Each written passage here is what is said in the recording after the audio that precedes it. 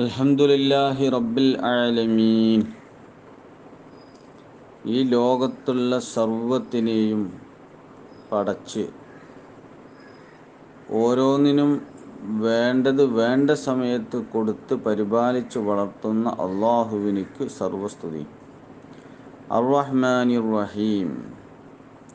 റഹ്മാൻ എന്ന് പറഞ്ഞാൽ എല്ലാവർക്കും കാരുണ്യം ചെയ്യുന്നവൻ, എല്ലാത്തിനോടും ഒരു കണ്ടീഷനും ഇല്ലാതെ.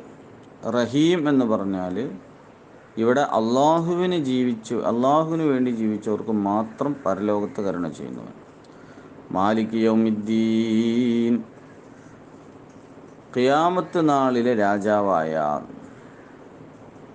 എന്ന് വെച്ചാൽ ഇവിടെ പലരും അധികാരമുള്ളവരുണ്ടാവും, പക്ഷെ അന്ത്യനാളിൽ അള്ളാഹ്ക്ക് മാത്രമേ അധികാരമുള്ളൂ. ഇയ്യാക നഅ്ബുദു, നിന്നെ മാത്രം ഞങ്ങൾ ആരാധിക്കുന്നു. വ ഇയ്യാക നസ്തഈൻ, നിന്നോട് മാത്രം ഞങ്ങൾ പരമമായ സഹായം ചോദിക്കുന്നു. ഇഹ്ദിന സിറാത്തൽ മുസ്തഖീം, ഞങ്ങളെ നേരായ വഴിയിലേക്ക് നീ ഹിദായത്താക്കണം റബ്ബേ. ഹിദായത്ത് എന്നാൽ സന്മാർഗം എന്നാണ് അർത്ഥം. നല്ല വഴിയിലേക്ക് ഞങ്ങളെ ചേർക്കുക എന്നതാണ്.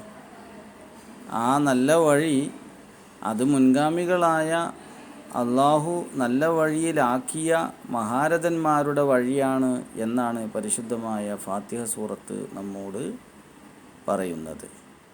അപ്പോൾ നമ്മുടെ ജീവിതത്തിൽ നമുക്ക് ആവശ്യമായ എല്ലാ കാര്യങ്ങളും ഈ ഫാത്തിഹയിൽ ഉൾക്കൊണ്ടിട്ടുണ്ട് എന്നതാണ് 5 വഖ്ത് നിസ്കാരത്തിലും ഇത് ഓതൽ നമ്മളോട് നിർബന്ധിക്കാനുള്ള കാരണം എന്ന് നമുക്ക് ചുരുക്കത്തിൽ മനസ്സിലാക്കാം. ഏതാണ് ആ നേരായ വഴി? സിറാത്തുല്ലദീന അൻഅംത അലൈഹിം, നീ ഹിദായത്ത് കൊണ്ട് അനുഗ്രഹം ചെയ്ത മഹാന്മാരുടെ വഴിയിലേക്ക്.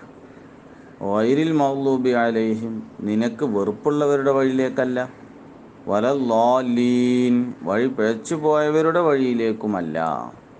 ആമീൻ, ഞങ്ങളുടെ ഈ പ്രാർത്ഥനയ്ക്ക് നീ ഉത്തരം നൽകണം റഹ്മാനേ.